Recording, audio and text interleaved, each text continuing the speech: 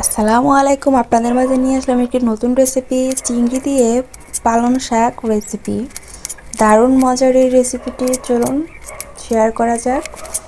তো এটি আমি সুন্দরভাবে কেটে নিলাম, শাকগুলোকে ভালোভাবে কেটে ধুয়ে নিয়েছি। তারপর একটি ফ্রাই প্যানে তেল দিয়ে, তেল গরম হয়ে আসলে পেঁয়াজ আর কাঁচামরিচ দিয়ে দিলাম রসুন কুচিগুলো দিয়ে ভালোভাবে সব কিছু ভেজে নিব।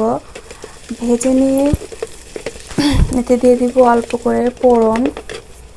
জিরা ফোড়ন দিলে তরকারির টেস্ট ভালো হয়, আপনারা ট্রাই করতে পারেন।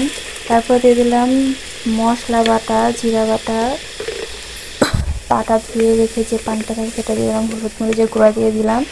তারপর সব কিছু দিয়ে ভালোভাবে কষিয়ে নিব। কষিয়ে নিয়ে দিয়ে দেবো চিংড়ি মাছগুলো দিয়ে ভালোভাবে কষিয়ে নিব।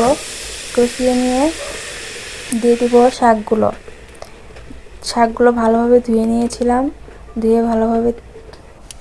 শাকগুলো দিয়ে দিলাম। শাকগুলো দিয়ে ভালোভাবে কষিয়ে নিতে হবে। দেখুন কত পানি বের হয়েছে। তো এই পানি দিয়েই রান্নাটা কিন্তু হবে। তো তৈরি হয়ে গেল আমাদের দারুণ মজাদার পালং শাকের রেসিপিটি ভালো লাগলে লাইক, কমেন্ট ও শেয়ার করে সাবস্ক্রাইব করে পাশে থাকবেন।